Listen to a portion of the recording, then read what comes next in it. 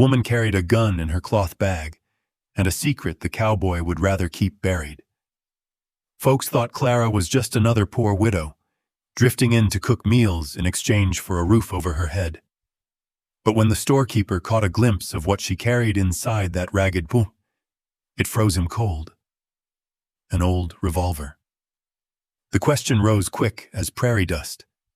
Did she come to Dusty Hollow for honest work, or was she running from something darker? And when Cole McKenna, the coldest man this side of the Rockies, chose to give her a chance, nobody knew fate had set its stage. One stormy night, past and present would collide, leaving behind a riddle with no answer until the very end.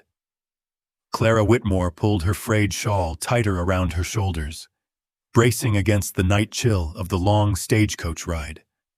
The wheels screeched over rock and gravel, and when the coach finally rattled to a stop, Dusty Hollow lay before her, a speck of a town on the western frontier, drowned in red dust. No words of welcome, only the stares of men leaning against the saloon porch, hammering at the blacksmith's forge, or watching from the livery stables.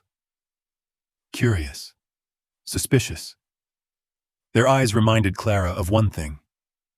She didn't belong. At 42, she was no longer the woman with youth in her smile or light in her eyes. Her face was sharp from years of scraping by after her husband's death, her boots worn thin from too many miles. From faraway St. Louis, she had left behind a foreclosed house whispered slander about her family name, and the memory of a grief she could never quite shake. In her hand was a wrinkled scrap of paper, ink fading with time. River Bend Ranch seeks cook, room and board provided. That single line was all she had left to follow. No money, no kin, no doors open to her, only this last chance. Clara stepped down from the coach. The wind rose, whipping red dust around the hem of her plain black dress. A boy pointed and jeered from the corner. "She's dressed for a funeral!" Laughter followed him like sparks from a fire. Clara's cheeks burned, but she did not bow her head.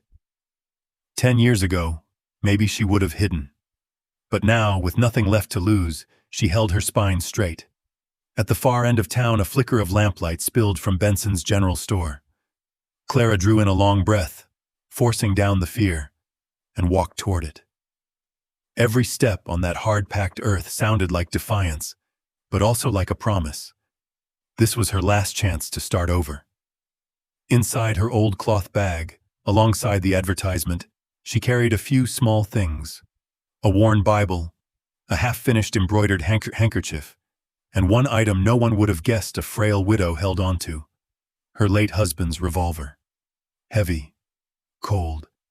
It was both a keepsake and a reminder that this world rarely gave mercy to the weak. She clenched the strap, whispering under her breath, "Riverbend Ranch. I'll make it there. Whether I cook with tears or laughter, I'll hold on." And so, under the blood-red sky of the Wild West, a widow's rebirth began. Benson's store was the only place lit in Dusty Hollow by the time dusk settled. The wooden door groaned as Clara pushed inside. The air smelled of flour, tobacco, and pine wood, a frontier scent she had only heard of in stories, now pressing down on her for real.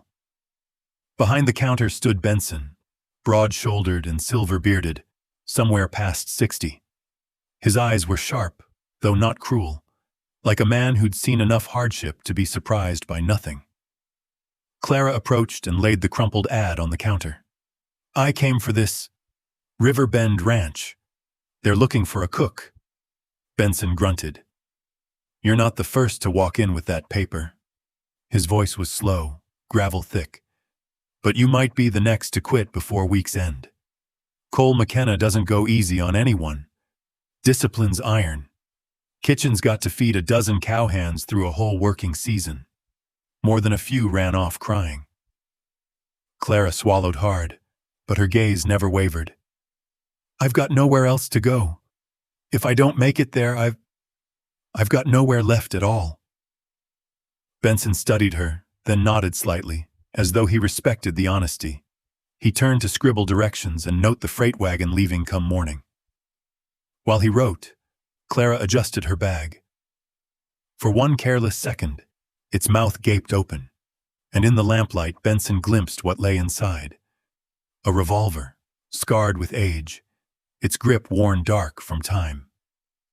He said nothing, only lifted his eyes to hold Clara's longer than before. The frail widow with trembling hands was carrying steel, a contradiction sharp enough to unsettle even a weathered storekeeper. Benson shut his ledger, sliding the note across the counter. Tomorrow morning the freight'll take you out to the ranch.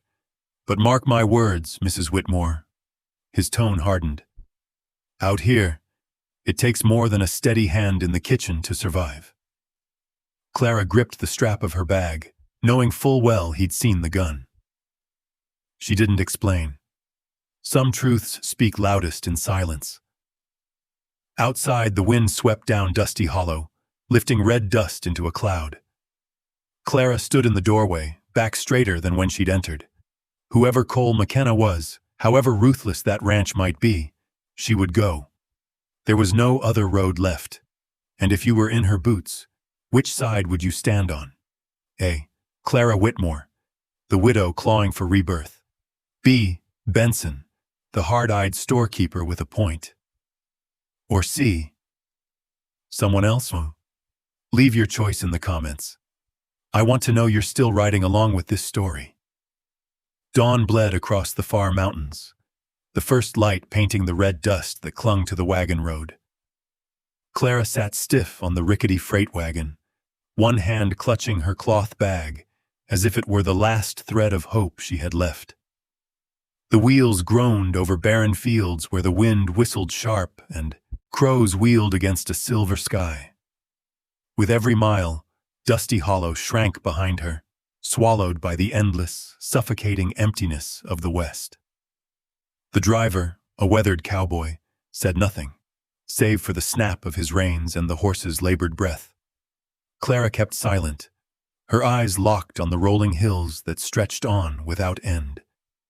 Never had she seen land so wide, and never had she felt it so hollow. No church bells, no clatter of shoes on boardwalks, only earth, sky, and a silence that felt like a test for whoever dared set foot here. When the wagon turned down a side trail, Riverbend Ranch came into view. Faded fences sprawled wide, barns stood silent, a handful of cowhands herding cattle across a bare lot. Nothing about the place felt welcoming. It looked more like a fortress gnawed by wind and time, proud, unyielding, and cold. At the main gate stood the man himself, Cole McKenna. Tall, lean-muscled, his face cut deep with the lines of sun and wind. His gray eyes carried no curiosity, no contempt, just a judgment not yet spoken aloud. Clara stepped down, her skirt brushing the dirt, dust rising in a cloud. She meant to speak, but Cole's voice cut the silence first. Dry, flat, Texas-born. Can you cook with laughter? She froze, unsure if it was mockery or a challenge. Around the yard, cowhands paused, their eyes shifting toward her. The air tightened like a drawn bowstring. Clara drew a steady breath. I don't know if I still have laughter in me, but I'll learn to find it again, if that's what it takes. Cole neither nodded nor shook his head. He simply turned, striding through the gate, leaving it open behind him. Clara understood. This was no invitation, just a temporary allowance. And so the widow from St. Louis stepped into the world of Cole McKenna, the silent rancher, where the harshness lay not only in the work, but in the man's gaze itself. That first afternoon, Riverbend's kitchen filled with smoke as Clara wrestled with the old wood stove. Flames sputtered low one moment, then roared the next. Sweat ran down her face as she stirred a pot of stew, only to lift the lid and meet a bitter smell of scorched meat. She scrambled to salvage it, tossing in spices, but the truth was clear. The stew had burned. The bread fared no better. The flour was coarse, the oven unyielding, and Clara's hands clumsy from years away from such labor. When at last she pulled the loaf free, its crust was hard as rock, the knife ringing against it like steel on stone. By supper, the long ranch table filled with cowboys. Boots thudded across the floor, chairs scraped loud, and hungry men waited for the widow's first meal. Clara set down the pot of stew, the loaf still steaming beside it. They served themselves. Silence fell. No laughter, no praise, no complaints. Only the scrape of spoons, the dry grind of chewing. Clara stood by the stove, heart pounding, praying for even a single word. But silence weighed, heavier than any curse. At last, Cole McKenna raised his head. His gray eyes lingered on her, no longer than a blink. Then, in that same dry Texas drawl, he spoke. 1 week to prove yourself. Nothing more. Nothing less. He rose and left. The room stayed quiet, the cowboys eating almond, his words sealing the judgment. Clara's hands, damp with sweat, clenched tight. She was still here, but she knew the road ahead would be anything but easy. Later, as she cleaned the kitchen, Clara found a ledger on the shelf. Likely Cole's. She flipped a few pages and froze. The signature at the bottom of each account sheet, sharp, rigid, slanting right, was chillingly familiar. It was the very same hand her late husband had used on debt papers back in St. Louis. Her throat tightened. Could Cole have known her husband? Or worse, had he played a hand in the debts that had ruined her family? Clara snapped the book shut, her pulse racing. Fear and confusion rose, but she knew better than to let it show. Outside, the wind howled through the wooden shutters. Clara clutched her cloth bag to her chest, whispering, I didn't come here for the past. I came for a beginning. But with that signature burned into her mind, she understood. Riverbend Ranch would not let the past slip away so easily. And if you were in her boots, which side would you stand on? A. Clara Whitmore, the woman desperate for a new life. B. Cole McKenna, the stern but fair rancher. Or C. Someone else? Leave your choice in the comments. I want to know you're still riding with this story. Clara's first morning at Riverbend Ranch began with the stench of smoke. She had risen before the rooster crowed, determined to redeem herself after last night's disaster. But the old wood stove seemed to have a will of its own, flaring wild one moment, sputtering dead the next, heedless of a stranger's command. She bent low, fanning hard, hair tumbling loose and catching the smoke. Her eyes burned, and in her scramble she knocked over the pail of fresh milk she'd just fetched from the barn. White liquid spread across the floorboards, seeping under the table. Clara's heart pounded as she dropped to her knees to clean it up, but the stove hissed again, smoke billowing thick, warning that the bread inside was burning. Footsteps. She looked up to see Cole McKenna framed in the doorway, silent as ever, gray eyes fixed on her. Clara bit her lip, ready to stammer an apology, but Cole stepped inside. He didn't bark, didn't sneer. Instead, he rolled up his sleeves, sun-dark arms scarred from old battles, and crouched beside her. This stove don't answer to just more wood, he said, voice low, Texas dry but lacking its usual bite. He rearranged the logs, leaving room for air. The flames steadied, burning even and strong. He handed her the iron tongs. You gotta let it breathe. Same as people. Smother it, it dies. Leave it wild, it runs out of control. Clara watched, struck by the change. For the first time, Cole's cold armor cracked. When he squinted through the smoke, the corner of his mouth lifted in the faintest smile, gone in a blink, yet bright enough to change the whole room. That smile, to Clara, was a shaft of sunlight breaking into the dark room she'd buried herself in for years. She turned away quickly, pretending to knead dough, though her chest fluttered like a bird. When the smoke cleared, the kitchen felt easier to breathe in. Cole rinsed his hands at the wash basin, then paused at the door. He looked back once, his gaze less distant than before. "Don't let a first failure make you quit," he said. More advice than command. The wooden door closed behind him, leaving Clara with the stove he'd tamed. She brushed her hand across the table's edge, whispering to herself, "Maybe. There's room for me here after all." But Riverbend Ranch wasn't done with its trials. Hoofbeats thundered across the yard, followed by a sharp cry of pain. Clara rushed from the kitchen porch. A young cowboy, Ethan, lay crumpled in the dust, face pale, left arm twisted wrong. His horse reared, snorting, barely held by two men. "Broken arm!" someone shouted. The hands stood frozen, unsure what to do. Ethan groaned, sweat soaking his face. Clara felt an old instinct stir. The years beside her late husband, a doctor, when she had stood in the thick of emergencies. She dropped beside Ethan. "Bring me a clean cloth and a straight piece of wood," she snapped. Her tone, firm and commanding, stunned the men into silence. One ran to fetch what she asked. Another handed her a knife to cut away the torn sleeve. "Listen to me, Ethan. We've got to set the bone now, or it'll heal wrong." From a distance, Cole watched.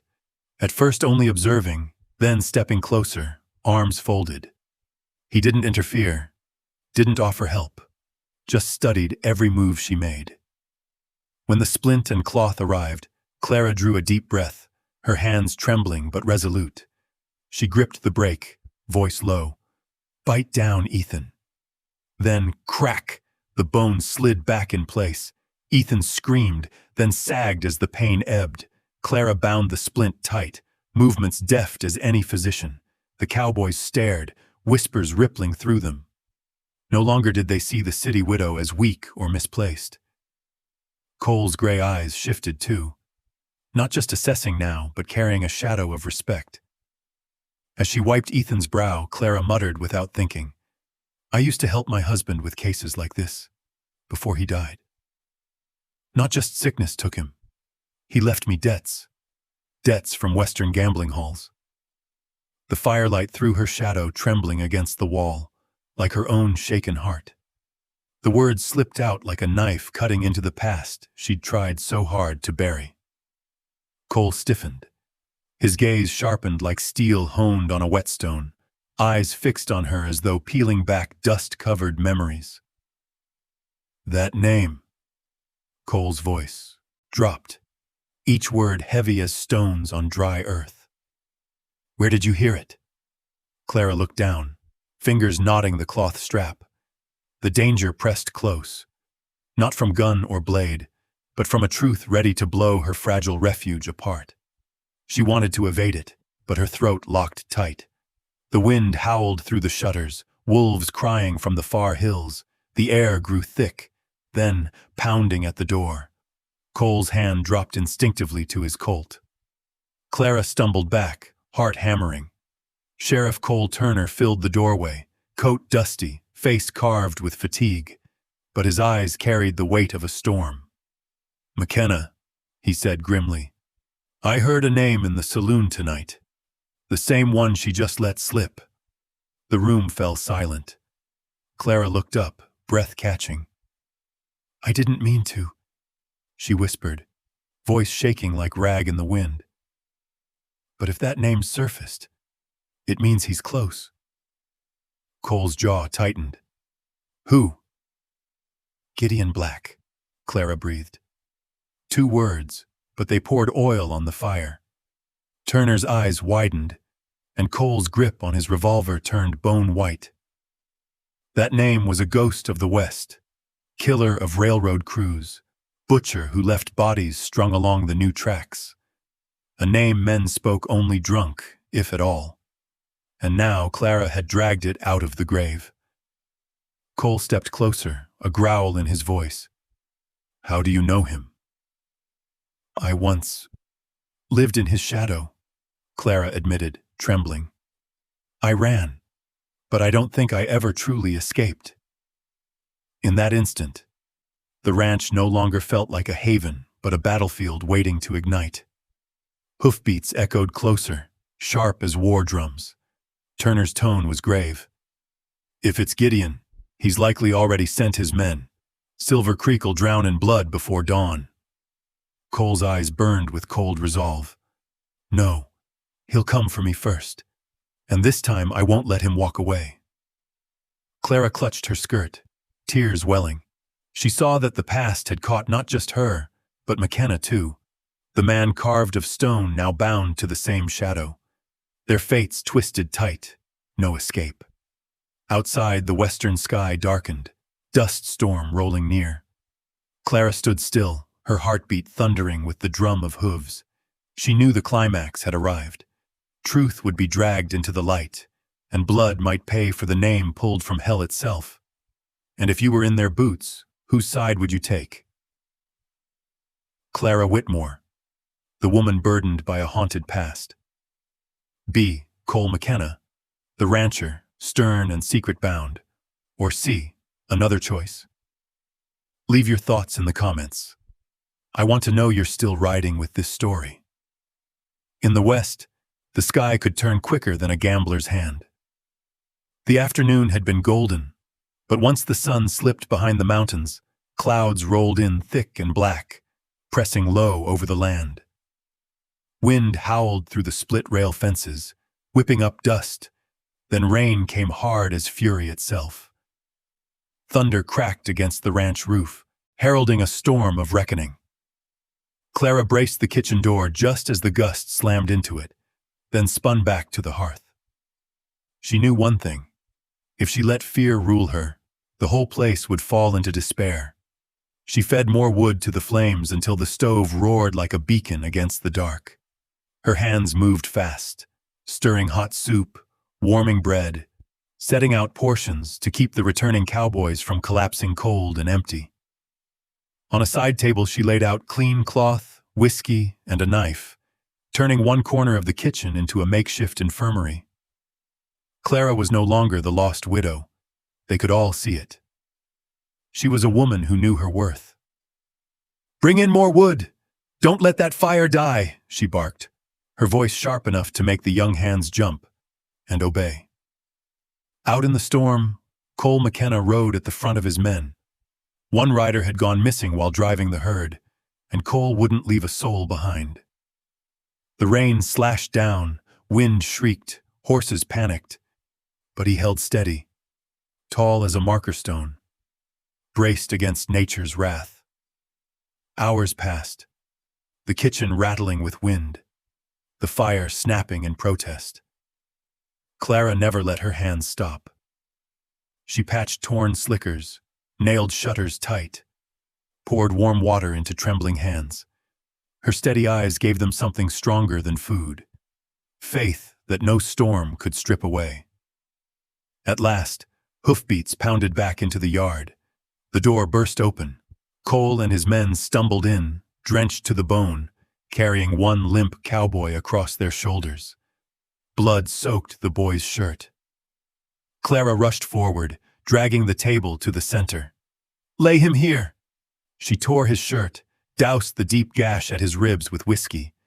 Blood poured fast, panic spread, but Clara's voice held firm. "Hold him still, I need a needle and thread." A cowboy ran. Cole stood close, face grim, eyes locked on her every move. Her hand trembled, but her stitches were sure, each pull strong and final.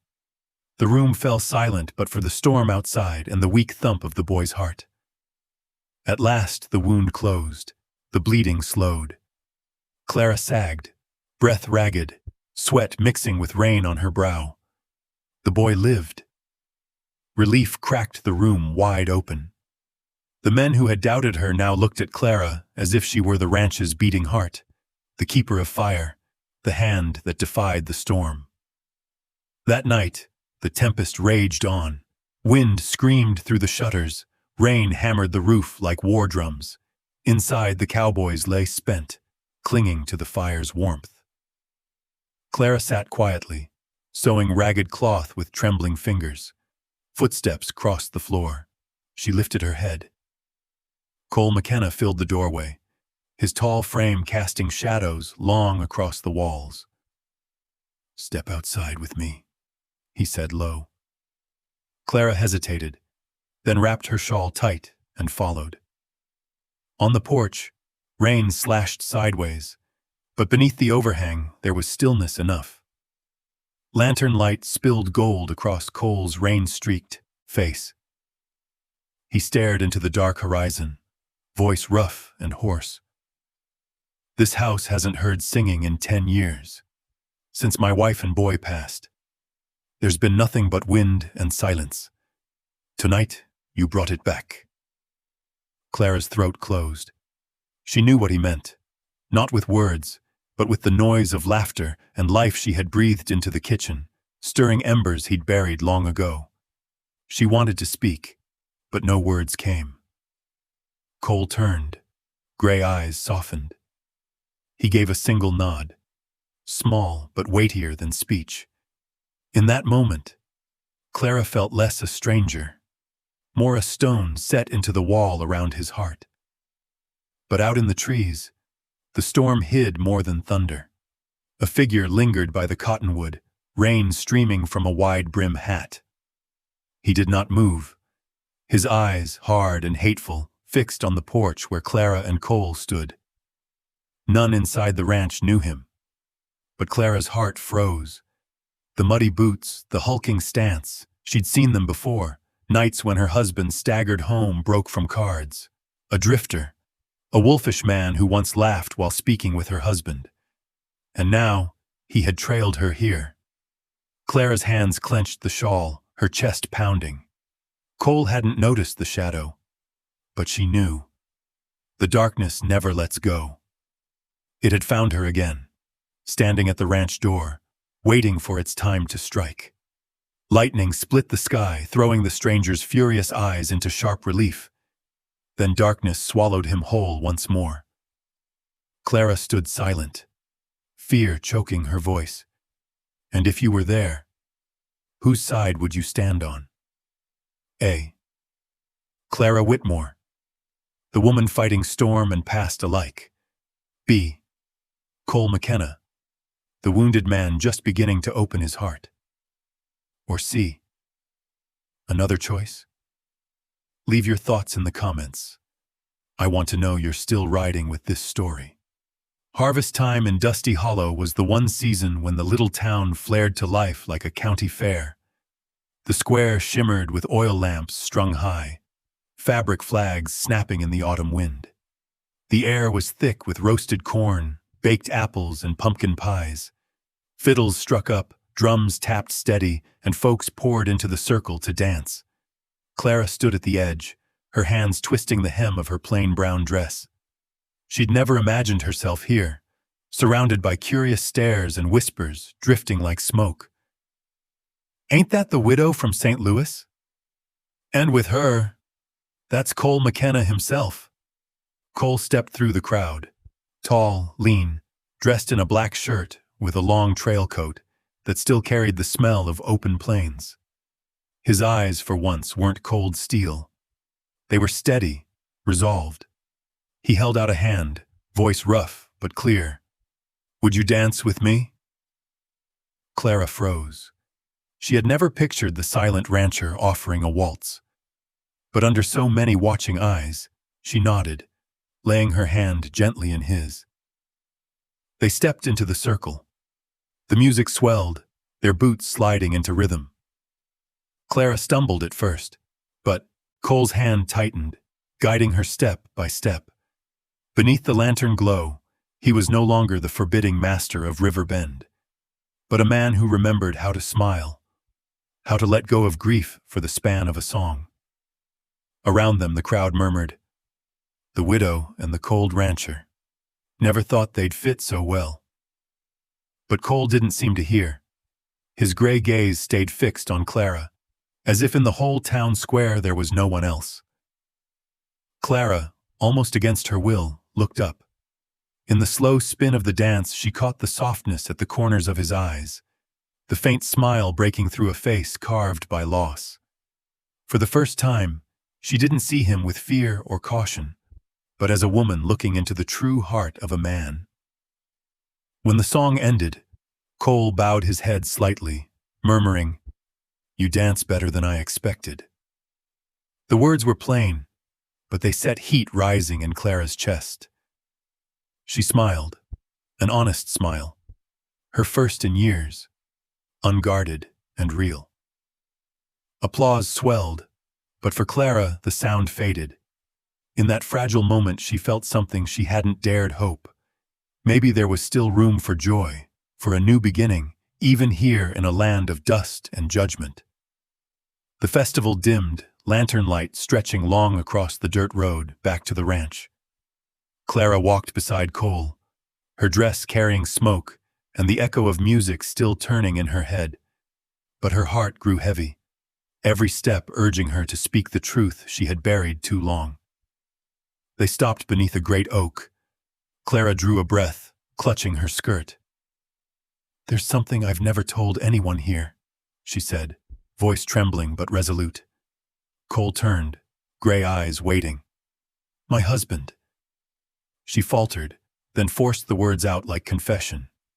"He didn't just die of sickness. He betrayed me, betrayed our name.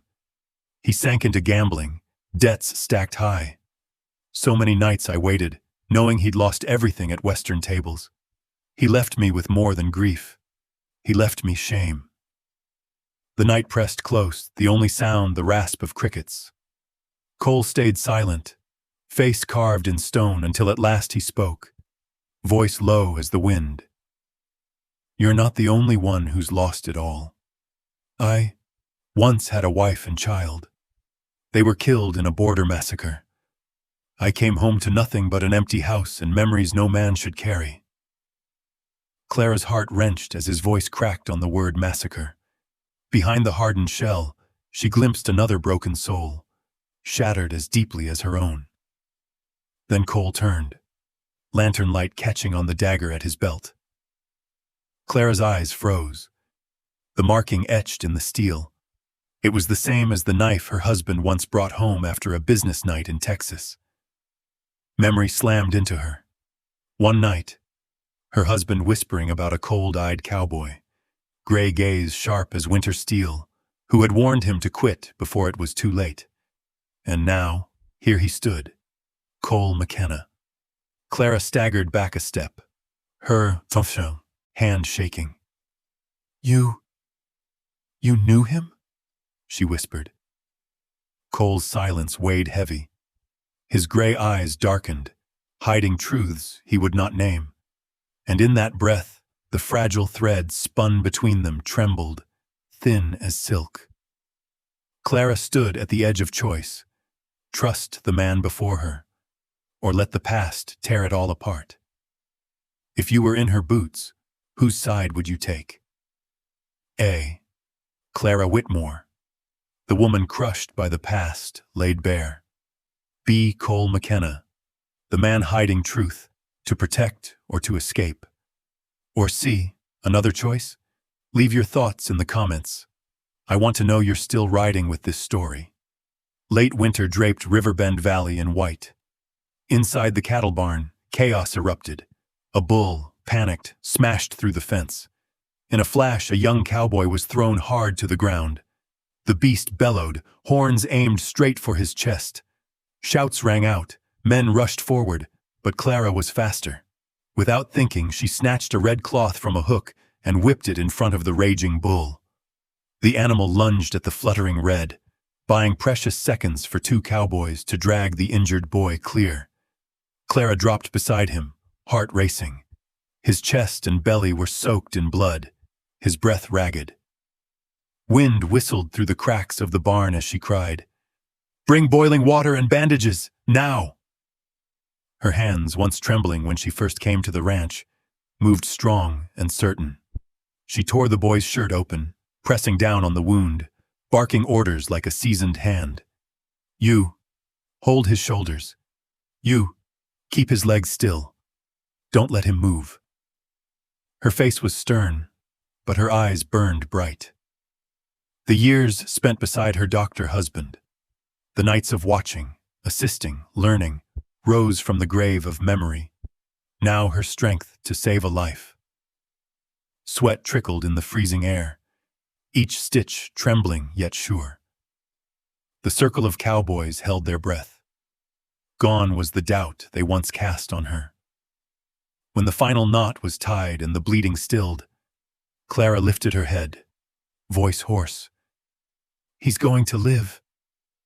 For a heartbeat, silence hung heavy. Then cheers broke loose.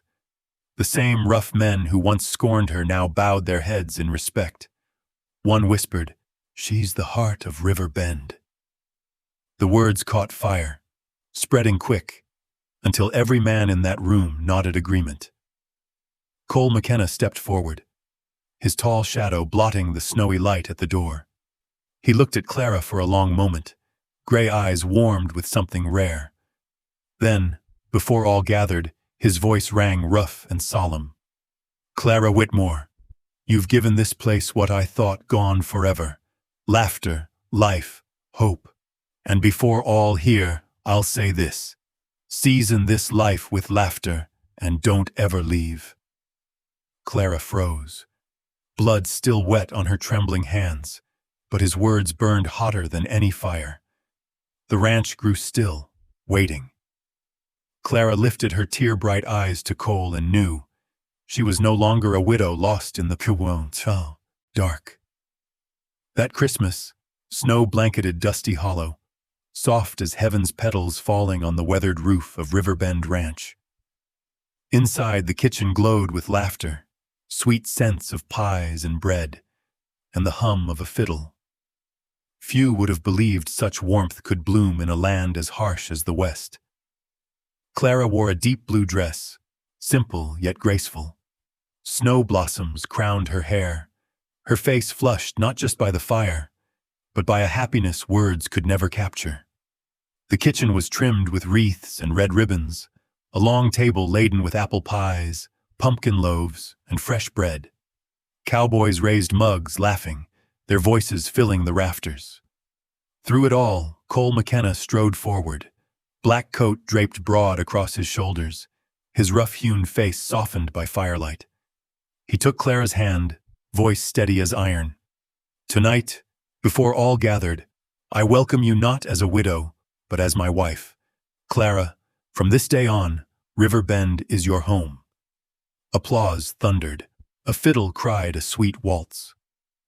Cole drew Clara into a turn across the kitchen floor, fire blazing, laughter mingling with the scent of baked apples. Tears streaked Clara's cheeks, but they were tears of rebirth. From despairing widow to cherished wife, she had found her place at last. Even the town seemed to change in that moment. Whispers of doubt fell silent, replaced by nods of quiet approval. To them it was nothing short of a frontier fairy tale, where joy rose from ashes almost in a land of dust and storms. But outside, snow kept falling. At the edge of town, beneath the cottonwood, a lone figure lingered. A drifter, once tied to Clara's dead husband, stood watching. His eyes, dark with hatred, never left the ranch. The wind carried laughter from the kitchen, but it also lifted his cloak, revealing a rusted knife at his hip. He hadn't vanished. The past hadn't gone quiet. Inside, Clara and Cole knew nothing. They saw only Christmas light, music, and the warmth of a life reborn. Yet beyond the lantern's glow, the shadowed figure stood, a chilling reminder. This story wasn't finished. So from a widow stripped of all hope, Clara found her hearth again. A husband, a family, and a future in the storm-bitten West. This tale is not only of love or courage, but of faith, that no matter how heavy the past, one can still begin anew, so long as kindness and laughter burn in the heart. What do you think? In Clara and Cole's boots, would you have the courage to forgive and to open your heart once more? I'd love to hear your thoughts in the comments. If this story touched you, please like, subscribe, and share, so together we can spread more human tales of hope and warmth. Until next time, friends, the Wild West still has many stories to tell.